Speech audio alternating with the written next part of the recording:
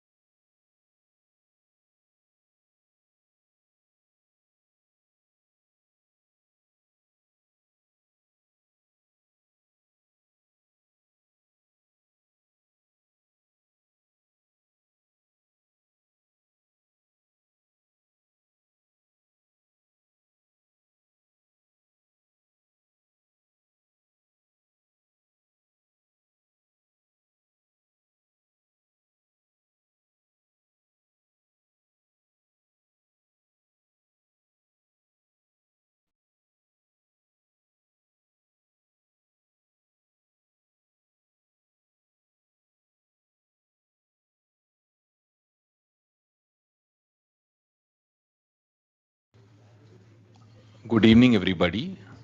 At the outset, I would like to thank you all for gracing the occasion. As we get going, I would like to invite our Honorable Director to the dais, along with Professor H.S. Kohli, Head Nephrology, and Professor Manish Rati on the dais.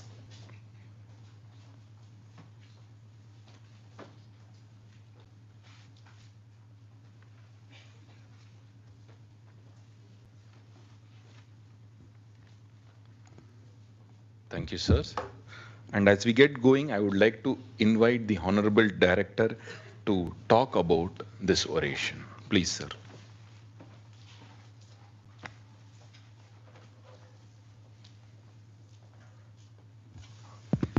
Namaskar and good afternoon, everyone. Thank you so much for being here when it's been declared a holiday.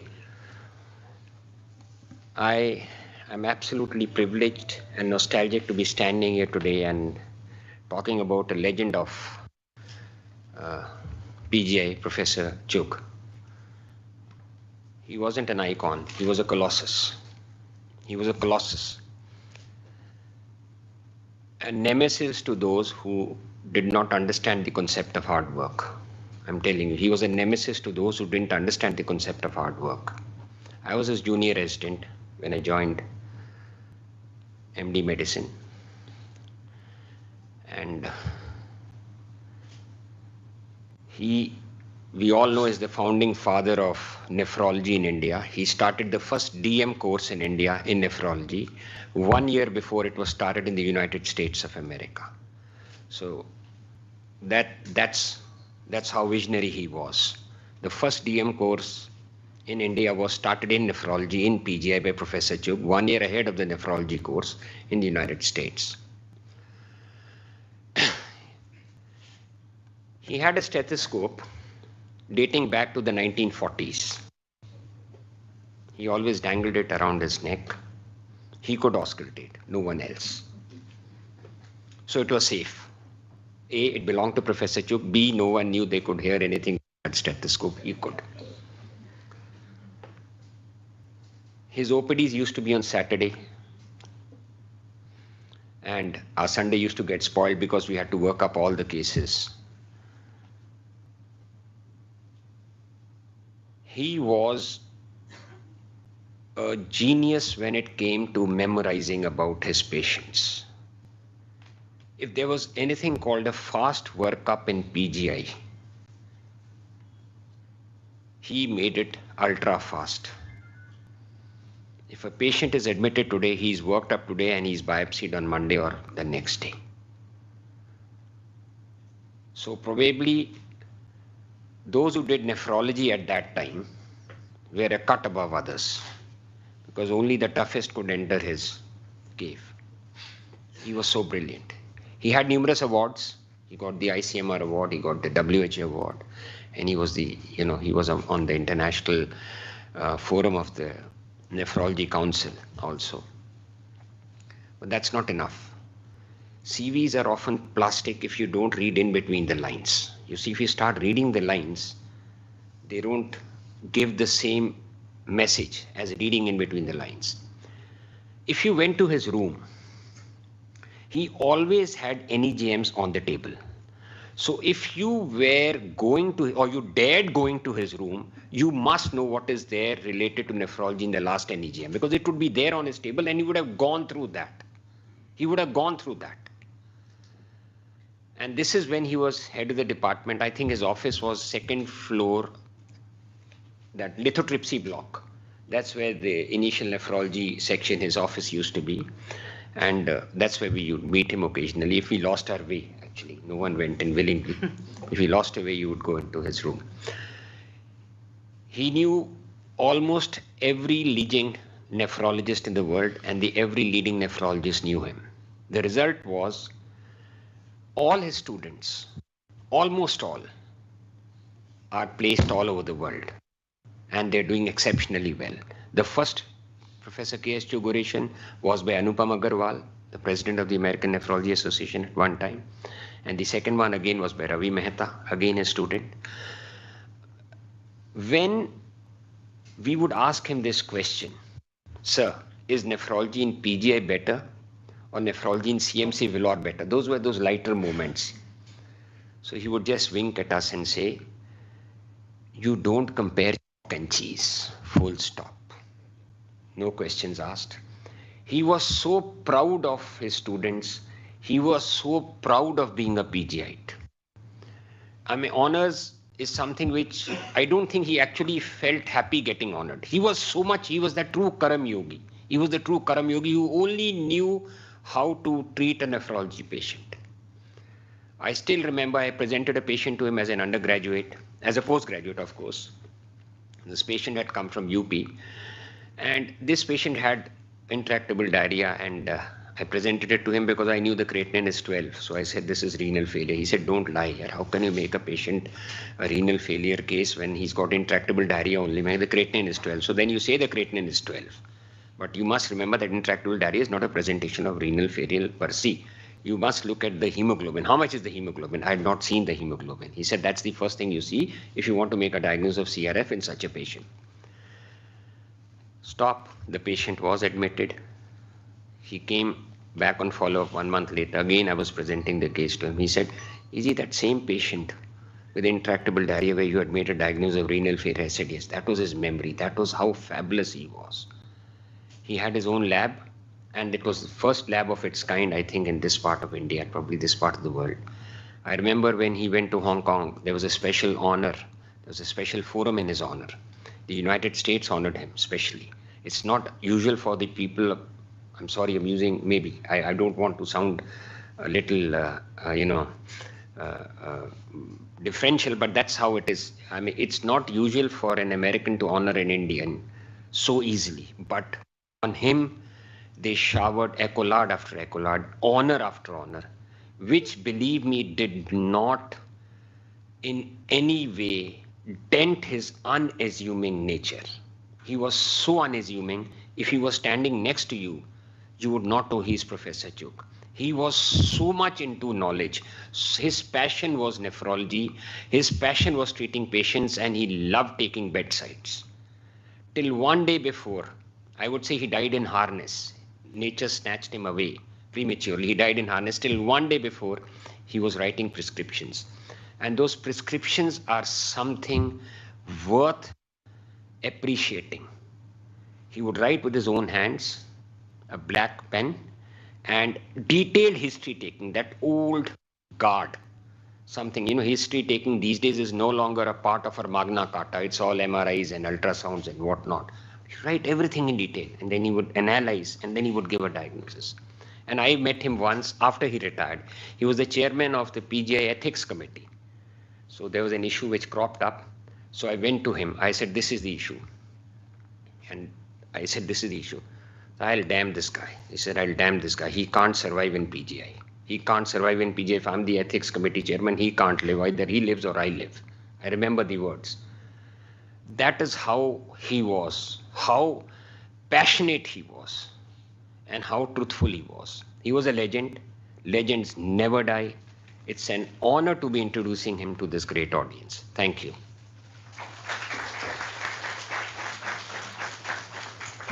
Thank you for the amazing words, sir.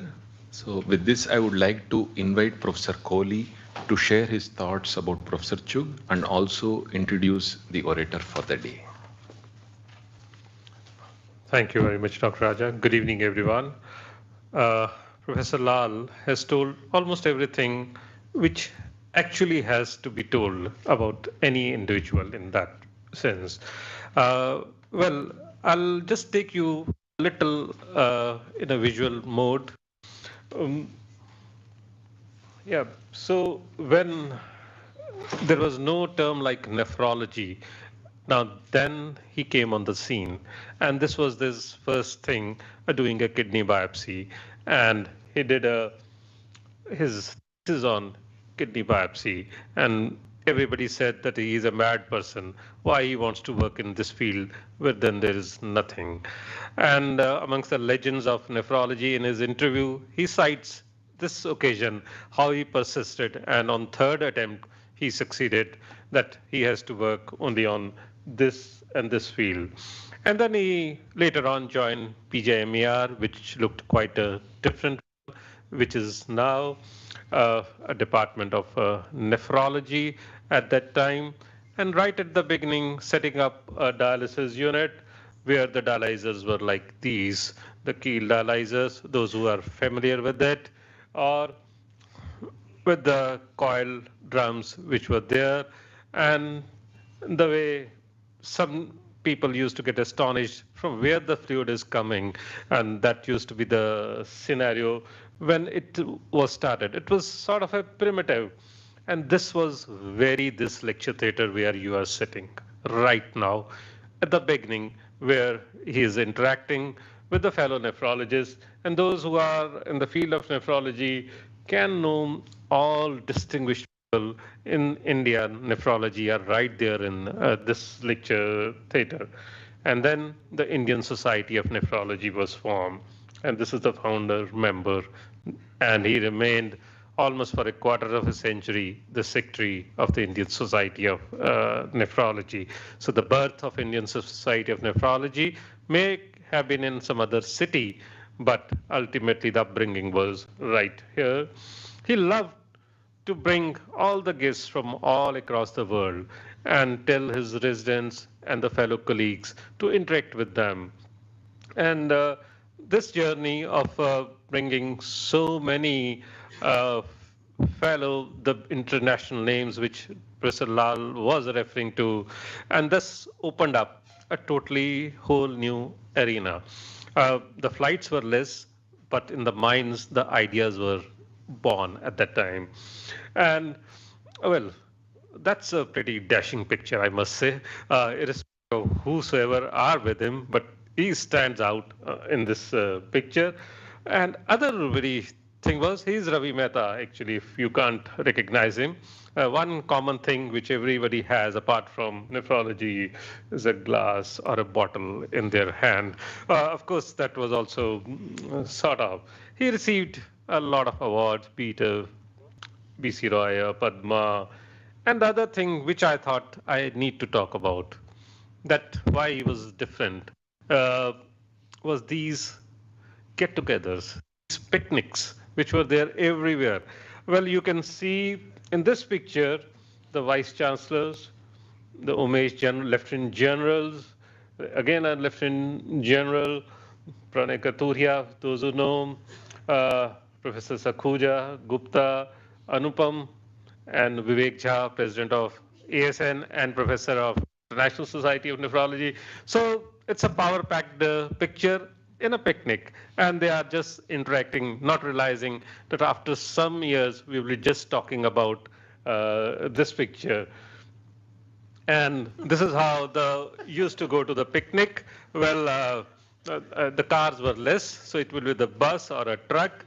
And in fact, our chief dialysis technician, Mr. Mamchand Sharma, who's sitting on the top, he's there right there in the audience. And the other aspect was he lived life to its fullest. Uh, be it anything, he will be there on the floor, dancing floor, or whether it's any other aspect. And this is one, the trademark picture, where that tells about his personality. So what makes him different according to me with my interaction? Way back in the alumni meet, now this was the collage which I had made very, very proudly. And I was thinking that starting from his first student and uh, counterclockwise, all the fellows are there. And I was thinking about a tagline. What should be the tagline? And this came to my mind, that the teacher who touched our lives forever. So he didn't give them the DM degree. No, that was just a small part of this thing, the education. It was more of a touching the life.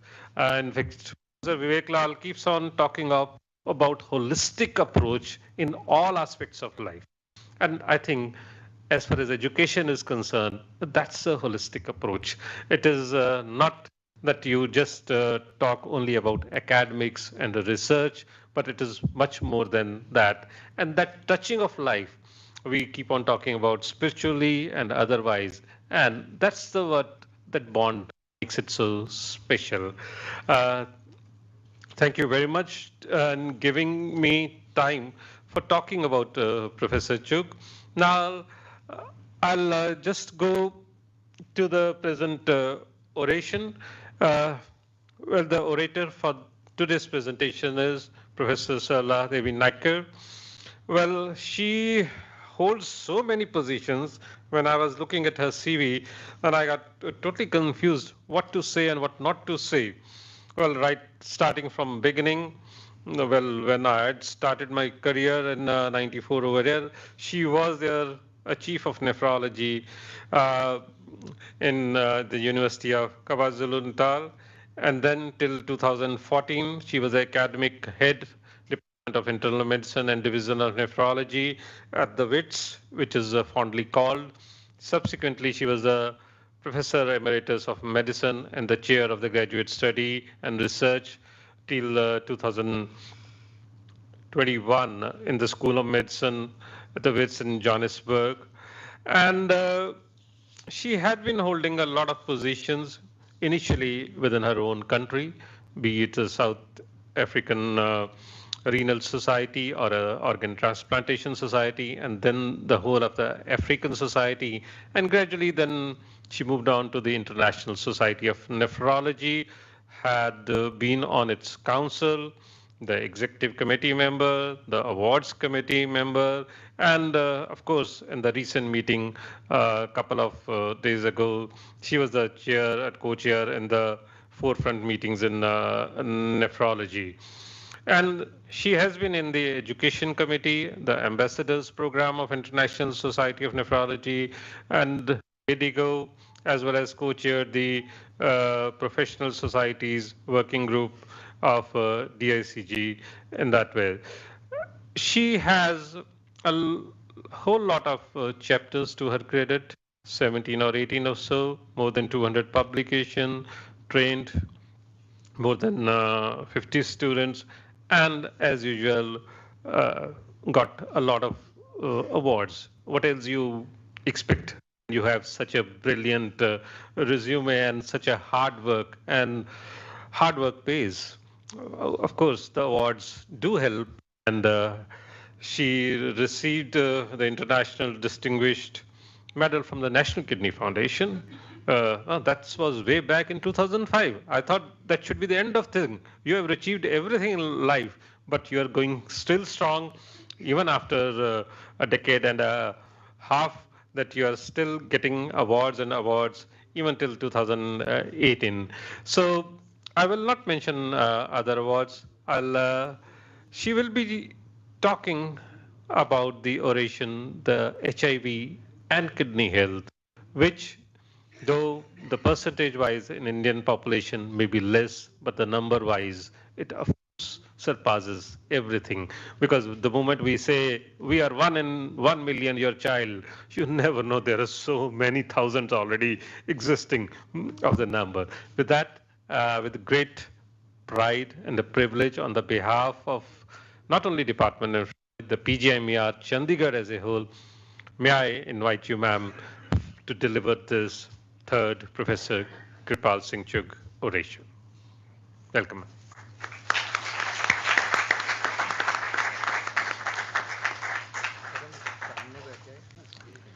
Namaste, Vanakkam, and good afternoon, colleagues.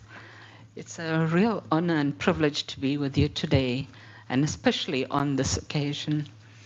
And to start with, I need to thank several people, rather do it in the beginning rather than the end. So I'd like to thank the Dean of the Institute, Professor Lau, Professor Kohli, Professor Vivek Jha, who were instrumental in getting me here. So thank you all for honoring me with this invitation. And also I'd like to greet Mrs. Harjeet Chugh, Dr. Suman Chugh, and the rest of the Chugh family. It's lovely to connect with you again after many years. And to start with, I'd like to make a disclosure. I thought I'd leave it blank, but I think it's more important to go on to say that my important disclosure is the memorable meeting that I had with Professor and Mrs. Chugh in 1992, which actually predated this picture. My professor, Sidat, who was the head of nephrology then, had invited Professor and Mrs. Chugh to our institution in Durban, and I had privilege of hosting them as their academic and social director. And I think the second was more important for me because I got to know them extremely well. And then I was really privileged to be invited by Professor Chugh to this meeting, the 5th Asian Pacific Congress of Nephrology in New Delhi in 1992. And that was also the first time that I met Vivek Jha, who was a very young nephrologist who was running around making sure that the Congress ran on wheels. So I think those were very important days to talk about and very important to reflect on Professor Chugh. While he's fondly known as father of nephrology in India, I think his footprint was larger than that and extended worldwide, and especially to those of us in what one would call developing countries. He was an icon. And his literature, his writings were texts that we all followed because they were so relevant to us in developing countries. So the topic of HIV, I thought it's important to look at some global statistics. And as you see, currently, there are over 38 million people living with HIV worldwide. And importantly, the majority of these, over 25 million, are in Africa. And sad to say, over 20 million in South and East Africa. And every year, 1.5 million become infected.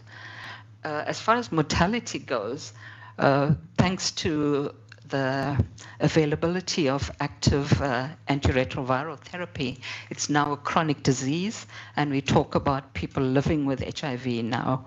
And as you see, the mortality was 650,000 in the past year, of whom, again, 2/3 of the mortality was in Africa, and there are various reasons for this. And if you look at this, over 28 million people on antiretroviral therapy. And in my own province in KwaZulu-Natal, we have about 7 million people on antiretroviral therapy. It's probably one of the biggest antiretroviral rollouts worldwide.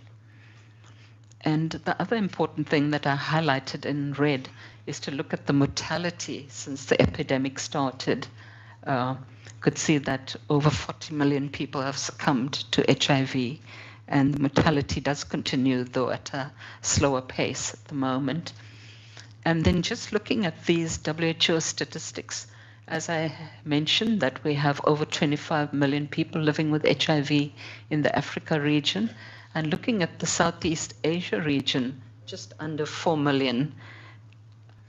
And if we look at India specifically, you could see that your prevalence rate is actually quite low, 0.22%, and there are just over 2 million people living with HIV.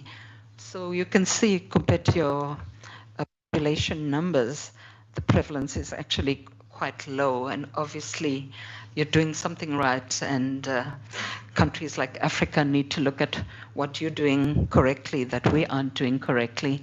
Because looking at the antiretroviral therapy worldwide, we could see that uptake of antiretroviral is very similarly globally,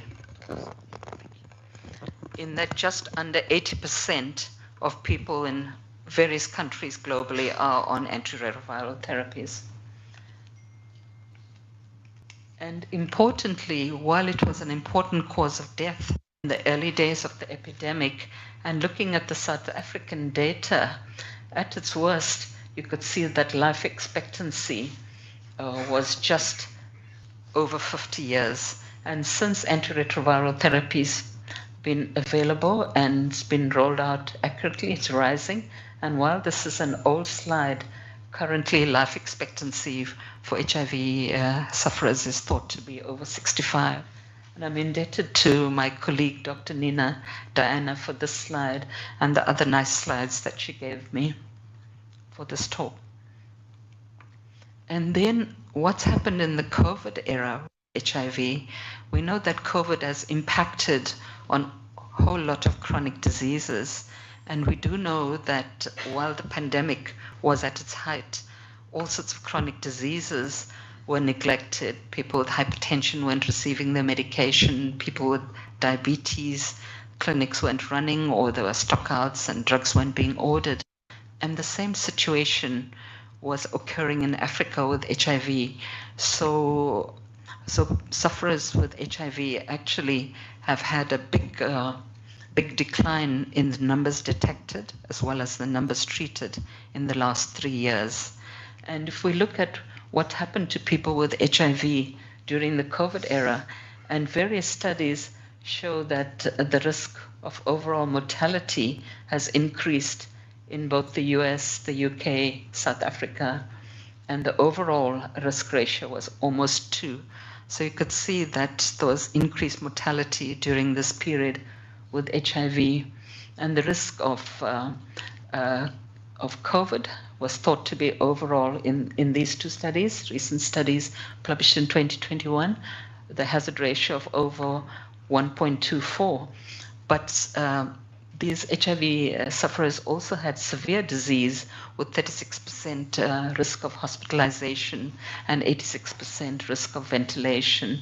And the overall death risk was 2.5-fold. And interestingly, it seemed that it also had a racial predilection, where more than double the blacks suffered mortality compared to non-blacks, with an increased risk of mortality in elderly, obese, people with comorbidities, as well as a low CD4 count. And then, of course, if people had CKD, they also had an 86% increased risk of comorbidity and death. Now, just to look at the type of conditions that HIV can cause in the kidney, I've just highlighted, because it's such a vast topic, and it'll take many hours to go through it all, I'm just going to talk about chronic kidney disease for this oration. But needless to say, one could also find acute kidney injury, various electrolyte problems, or acidosis, sodium-potassium disorders, and then important to think about side effects related to treatment and the long-term metabolic side effects of antiretroviral therapies.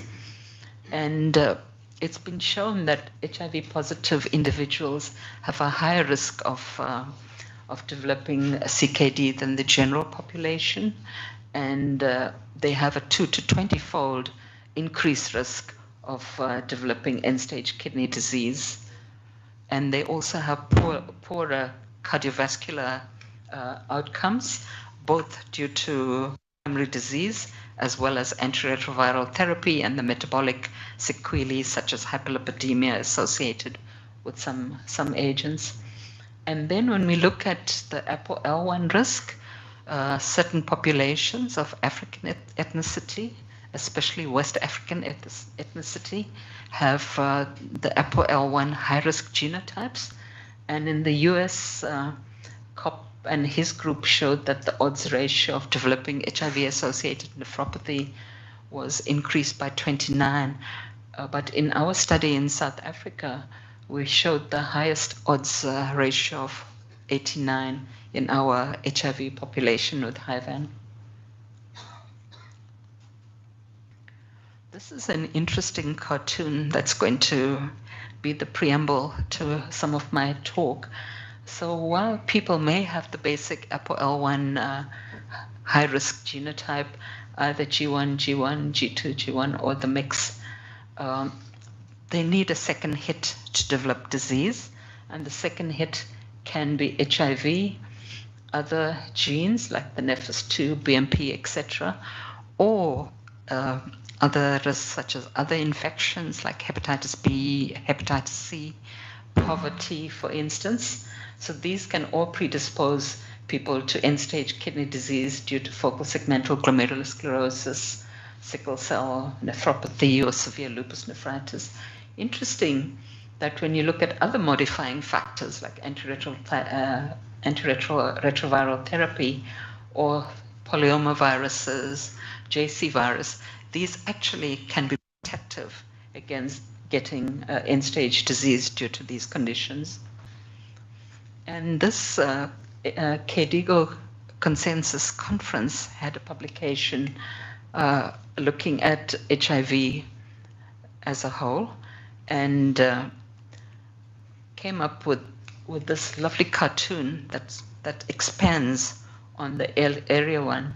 So looking at the host genetic susceptibility, and as I mentioned, besides the ApoL1 gene variants, one needs to think, does sickle cell trait, also very dominant in West Africa, does this impact on this type of kidney disease and other variants like the ABCC2 or 4 variants? And then looking at socio-demographic factors such as age, ethnicity, drug use, socioeconomic factors, and then looking at comorbid exposures, both infectious and others, such as chronic disease conditions like diabetes, obesity, hypertension, etc. We don't know exactly what impact traditional and herbal medication have on this. And then important to look at the specific HIV-related factors, such as the viral load. And that will be important when I show you the specific types of histology that high viral loads, for instance, predispose to the worst type of HIV nephropathy, HIV-associated nephropathy or HIVAN. And then similarly, the CD4 counts, if they're extremely low, can you predict the type of kidney disease that people could have? And then, of course, timing of antiretroviral therapy is very important. And now that it's accepted that on diagnosis of HIV infection, this is time to initiate antiretroviral therapy rather than waiting for extremely low CD4 count. And this has made a big impact on the evolution of disease and people's longevity. For instance, while waiting for CD4 counts to drop to 200 or 250, lots of people died of TB and other infections, and we're not seeing this so much now. And then mentioning the co-infections that could also impact on disease, as you see, the hepatitis viruses, tuberculosis, parasites, etc. So it'll be interesting to know about the background in India, where there seems to be a very high background of parasitic infections. And these lead to a whole host of chronic kidney disease conditions, such as HIVAN, HIV-associated nephropathy, or FSGS, various immune complex diseases, and the other diseases that I reported there. I don't expect you to look at this very busy slide, but a pathology working group of this consensus conference came up with this classification to try and simplify categorization of HIV kidney disease. So basically to look at the big topics like glomerular dominant, tubular interstitial dominant, and under glomerular dominant are the podocytopathies, and the important ones are the classic HIVAN, FSGS, various immune complex diseases, and then talk about tubular interstitial disease later, and then vascular dominant, and we're all aware of the thrombotic microangiopathies that one sees in the setting of HIV. A very classic histology for HIV, just to remind the trainees in the audience, the collapsing glomerulus with the focal sclerosing lesion, the very busy interstitium with the interstitial infiltration, and the markedly dilated tubules, the microcystic tubular dilatation. And when you look at the electron microscopy, one could see these tubular reticular inclusions, which are not specific for HIV, but can occur in other conditions such as lupus nephropathy and other conditions that have proliferation or stimulation by gamma interferon. Just to tell you about some of our early studies in South Africa, interesting just to show you how this has evolved. We did a fair number of biopsies to try and work out what the pathology is. And just to point out HIVAN, so you can see that in the 3 studies in Johannesburg with various numbers from 84 to over 600, where HIVAN occurred in 15 to about 27%. In Durban, we found a very high incidence of over 80%. And interestingly, in this study, we found that you didn't have to have the severe kidney failure and the severe proteinuria. That's usually the hallmark. We biopsied just under 10 patients with microalbuminuria and found that they also had the severe collapsing lesion that I showed you earlier, which is quite interesting. And in fact, we had to submit all our slides to the journal for them to have an independent verification of our histology so that they could verify that our pathologist knew what she was reporting on. And needless to say, she knew what she was reporting on. Now, looking at the histology in the modern era with the availability of antiretroviral therapy, this study from Colombia looked at over 26,000 native biopsies, of which 437 were from HIV-infected people. And if you look at it, over 80% were on antiretroviral therapy, which is more or less what the general population figure is. And you could see that just over half were black and a mix of other races. and they had the usual comorbidities that you'd expect: hypertension, diabetes, hepatitis C. But interesting to look at the type of pathology, in that the dominant pathology now is immune complex disease, and HIVAN is much lower. And the conclusion on this study is that while it has changed the landscape towards more dominant immune complex disease, collapsing glomerulopathy has not totally disappeared. And this is our more recent study, where we published a total of 690 biopsies. Just to mention that of these, over 97% were of ethnicity and equal gender variation. And you could see that before antiretroviral therapy was available, the initial CD4 count was very low, ranging from 57 to 280, and even post antiretroviral therapy, ranging from 100 to 396.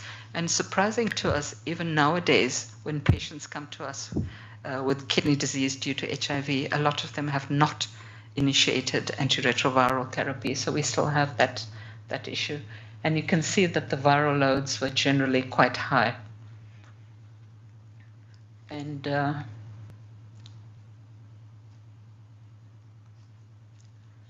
then just to talk to you about the type of histology.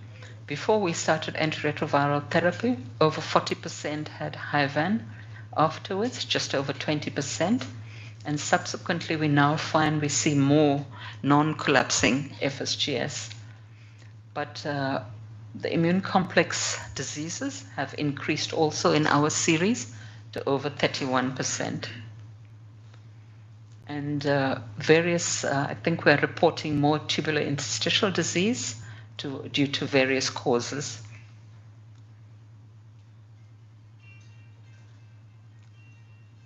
I think something happened here. Anyway, this shows you that as the CD4 count goes down, the prevalence of HIVAN increases. So I don't know what happened to that curve from the slide, but that goes in the reverse direction. And then just to look at the CD4 count in the HIVAN group, you could see that the classic HIVAN, the median CD4 count was very low at 124. And whereas if you look at something like FSGS, just much higher, over 300, and other sort of immune complex diseases were much higher, at around 400, for instance. So it seems that CD4 count can give you some indicator of the type of histology you could see. I don't know what happened to the slides. I should have looked at them, projected them, I mean.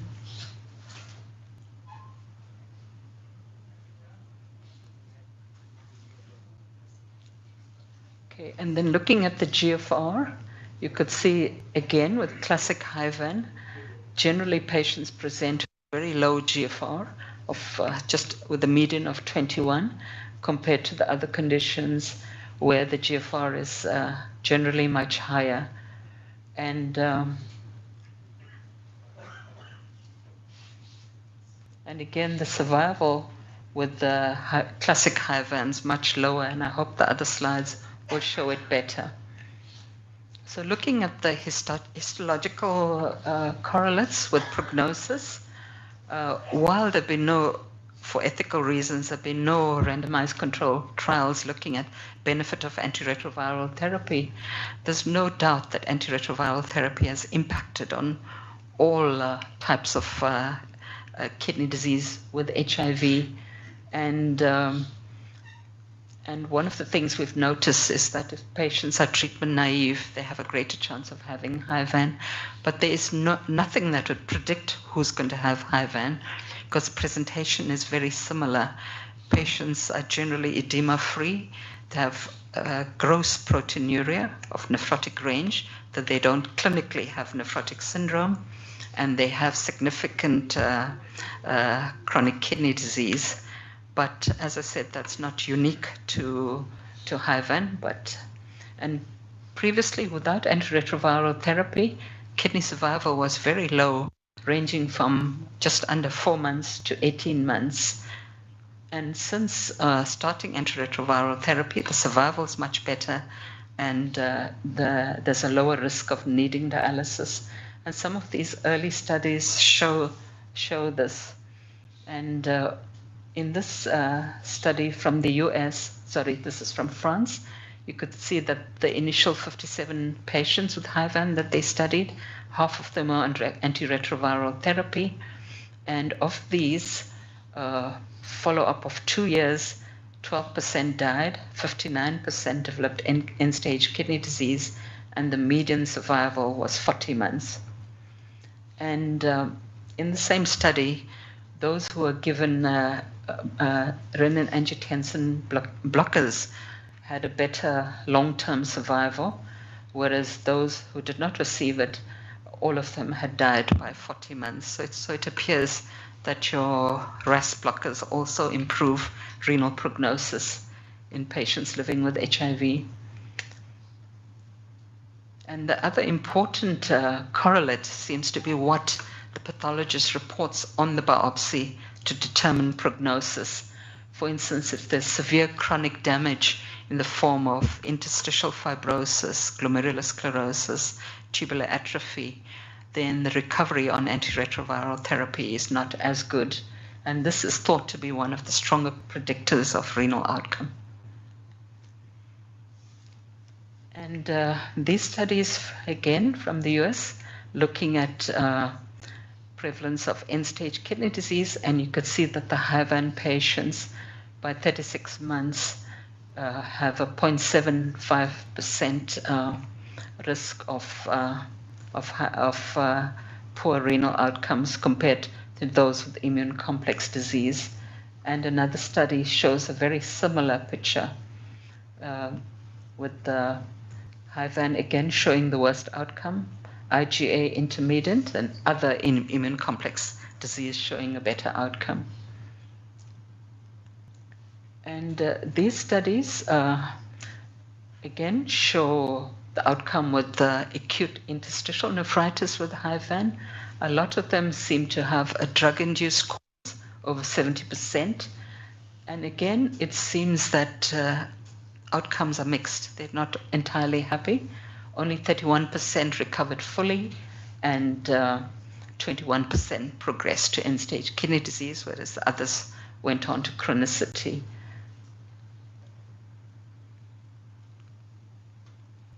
And in this study from Cape Town, looking at a similar picture of tubular interstitial nephritis with granulomatous infiltration, a large number of these had Hiv-An, concomitant Hiv-An, 51%, and over 60% had concomitant TB in these biopsies. And in fact, the Western Cape has a high prevalence of TB in the HIV population. And they found that 20% were due to a drug-induced etiology. And if patients came in with a lower GFR at the time of biopsy, just over a quarter of them succumbed in this follow-up period. So this is another study from Cape Town where they looked at over 400 patients with HIV-associated nephropathy. Again, just over half were female, 100% black population, but just under half were on antiretroviral therapy, and 23% had end-stage kidney disease at that time. And this shows the impact of antiretroviral therapy. For instance, the last one shows that if they had antiretroviral therapy, the survival was much better than if they didn't have antiretroviral therapy at the time. So the question that's often asked is, do you need a biopsy in people with HIV? Because you're going to treat them all the same anyway. Everybody's going to receive antiretroviral therapy. So it depends on whether you're asking this from a nephrology perspective or from some other perspective. We know, and I'm sure in PGI, you all do very safe biopsies, and we all do very safe biopsies in South Africa. So we feel that we want to know, because patients often want to know what's my prognosis, what will be my outcome, and you can't really advise on prognosis and outcomes unless you see what's on the biopsy. And also you cannot entirely predict, are they having the severest kidney lesion or they're having a more innocuous, though none of these histologies is innocuous, so it's relative to say a more innocuous histology like an immune complex lesion versus collapsing glomerulopathy. So we believe as nephrologists, you really need to know what you're dealing with.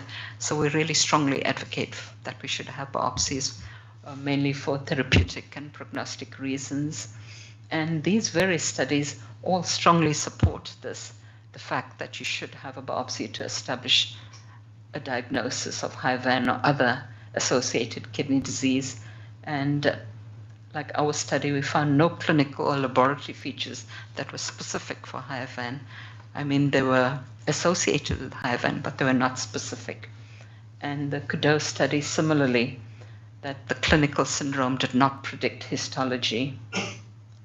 And Dr. Wen and colleagues in Cape Town felt that there were some correlations like nephrotic range proteinuria, a normal blood pressure, relatively preserved kidney size, no edema, over 90% specific, but only 50% sensitive for Hiv-Van.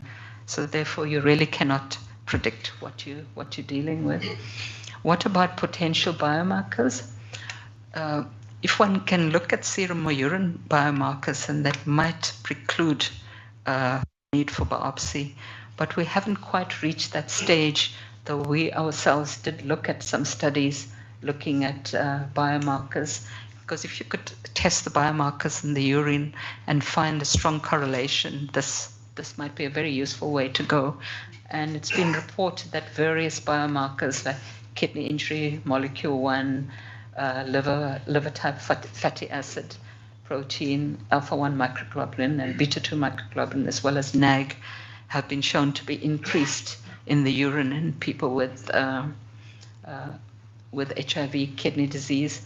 And these studies that Nina had put up were the South African studies showing the correlation of different markers in adults and children with HIV-related kidney disease. And then in this study, as I mentioned, the various biomarkers were increased in the urine in kidney disease in children, and you could see the beta-2, the FGF2, MMP, etc., whereas EGF levels were low in this study by Sola Garcia. Interestingly, looking at urine NGAL, various studies have shown that, including our own study, where we showed elevated levels of NGAL in the serum and urine of people with Hiv-Van, and we also found increased levels of TGF-beta. We're very interested in looking at whether there was a cutoff level that would predict if you had a level of, say, a certain level as your baseline level, if you could predict that. Unfortunately, our numbers were not high enough to be predictive, so we really need to have study with larger numbers. And also biomarkers have been associated with prediction of disease progression and death, and they showed that urinary albumin, alpha-1 microglobulin, KIM1, etc., were associated with a faster GFR decline in women. And the FABP had an interesting J-shaped association with death, where both very low levels and very high levels were associated with increased mortality. Okay, I think I'm just going to go through this quite fast. And then just to look at ApoL1 and CKD in various conditions. As you realize, a lot of these studies were from America, where they have a high proportion of African Americans. So in hypertension itself, there was quite a high odds ratio of 7, 2.57 in the ASK study with hypertension, whereas if they had advanced CKD, this increased to over 6. FSGS 17, Hiv-Van 29, and I mentioned our study showing it as over 89. Looking at it in children, was interesting that there was a threefold increased odds of CKD if children had the high-risk genotype, and then the disease occurred at a younger age if they had one or more risk alleles. And interesting, the association with lupus nephritis and sickle cell nephropathy. And also, does ApoL1 predict the response to treatment? So if there's been no treatment, it's understandable that there's progression to end-stage kidney disease. And this study by Estrella, I'll show you the pictures.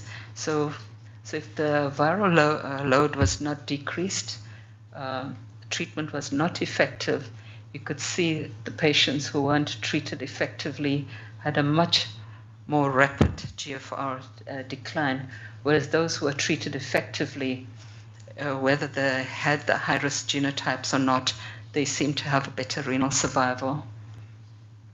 So what is the problem with ApoL1? So it's been thought that ApoL1 causes egress of potassium from the cell, and ApoL1 in this way induces cytotoxicity and acts as a mediator of cell death. And this cartoon, published 5 years ago, 6 years ago, shows this picture of the extrusion as well as the cytotoxicity mediated by JNK and MAP kinase, causing cytoplasm swelling and cell lysis. And it's been reported that these high-risk variants can cause glomerulosclerosis and apoptosis with autophagic cell death.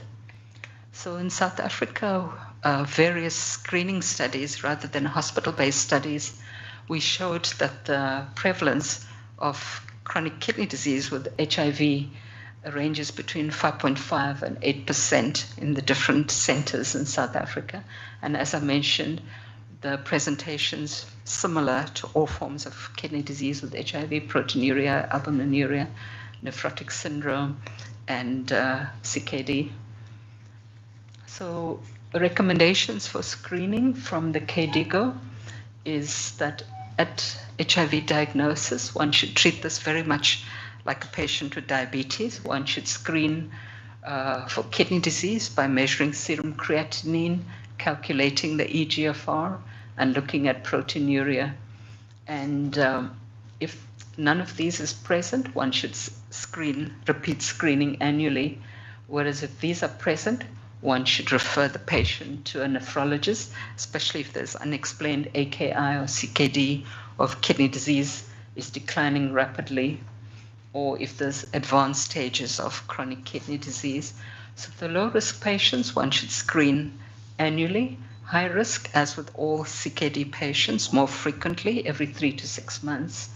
And then those on tenofovir or other nephrotoxic antiretroviral therapies, one should try and screen at least twice a year and try and look at markers of tubular damage, look at serum phosphate, look at albumin. And the management of HIV patients by the American Disease of Infectious Disease is early diagnosis and screening is mandatory. One should note the high-risk populations of African descent, low CD4 counts, high viral loads, those with other NCD risks. If there's a first or second degree relative with end-stage kidney disease, there's an increased risk, and then one should consider treatment together with antiretroviral therapy and a RAS blocker, and one should consider steroids if there's rapidly progressive disease with or without immune complex disease with prominent inflammation of the interstitium, and institute CKD management. And how to choose your antiretroviral therapy, one should stratify them into low risk, high risk.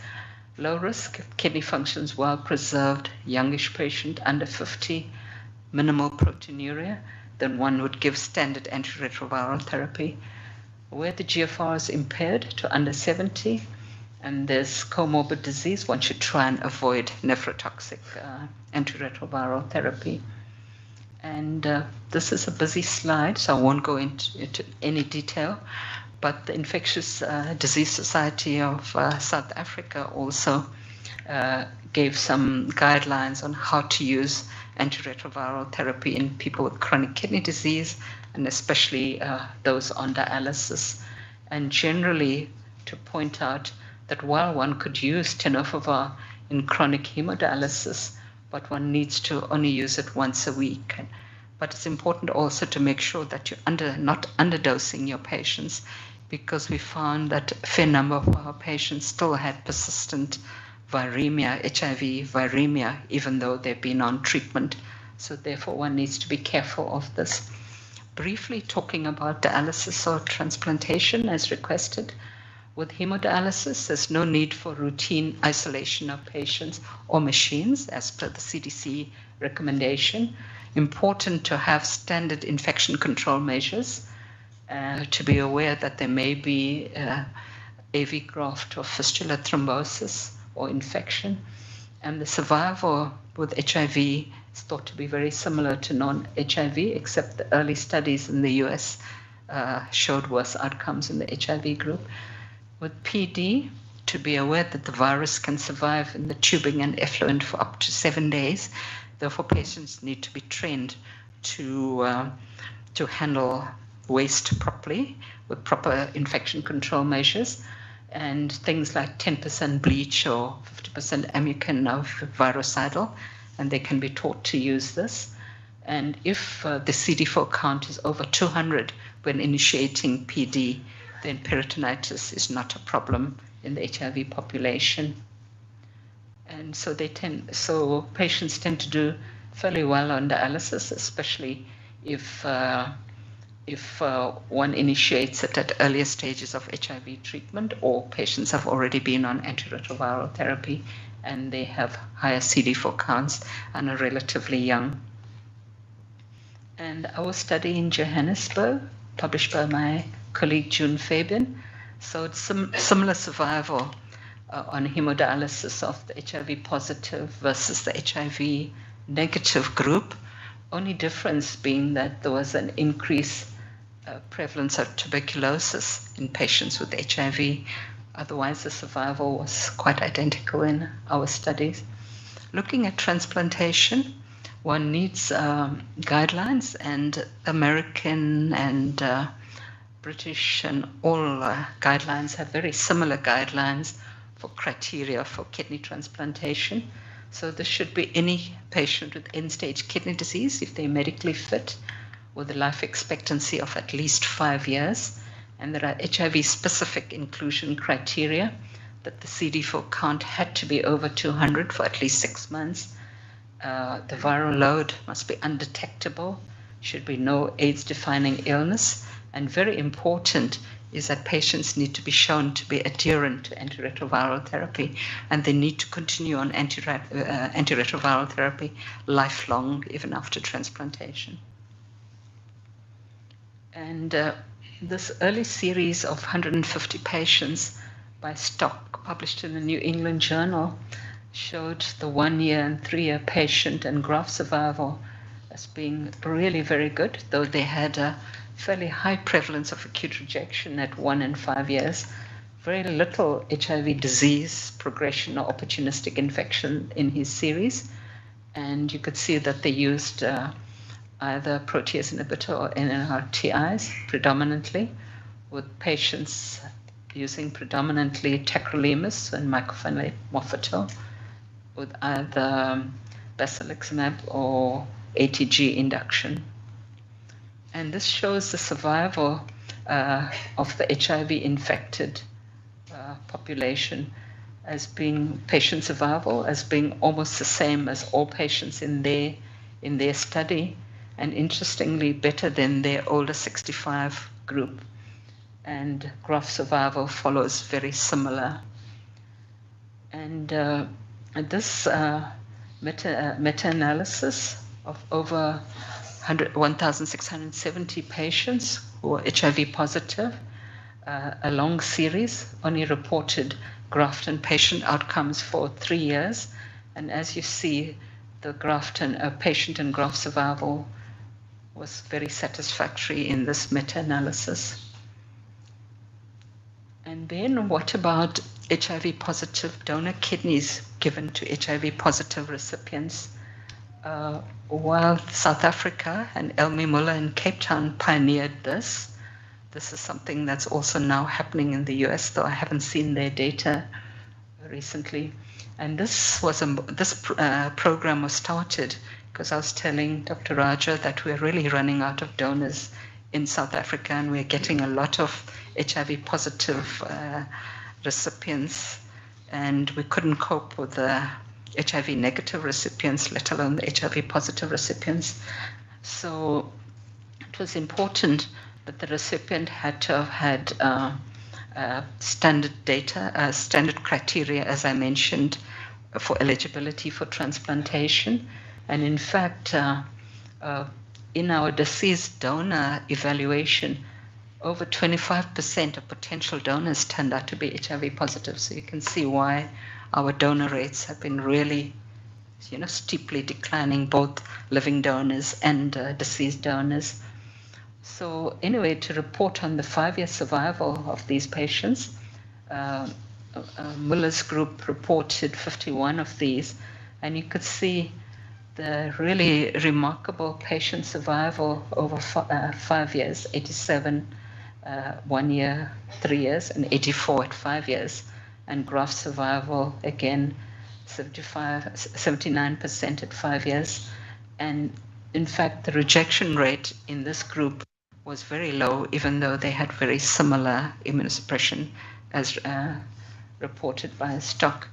And in concluding, I'd like to thank all my colleagues who contributed to all our research on HIV, both at the University of Witwatersrand and my pathology colleagues and our geneticists, and my colleagues in University of KwaZulu-Natal who actually sparked my interest in studying HIV, and our wonderful collaborators at the NIH with whom we embarked on APOL1 studies.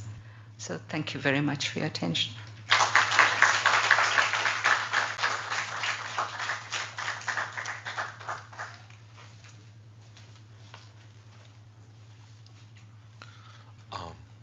Thank you, madam, for an enlightening lecture on your work.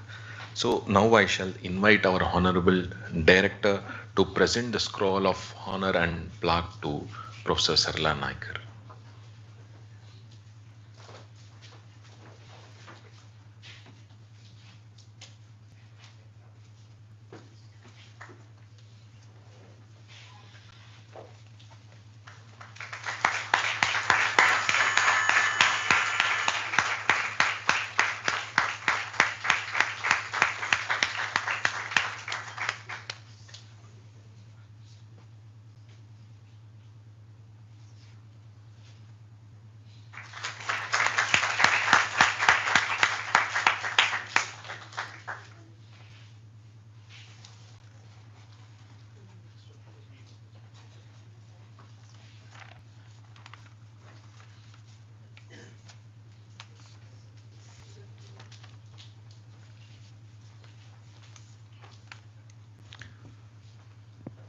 Now I shall invite Professor Manish Tati to deliver the vote of thanks.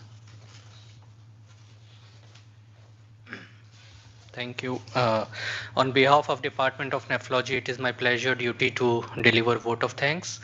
And at the outset, I'd like to thank Professor Sarla, who has graciously accepted our invitation to deliver this oration.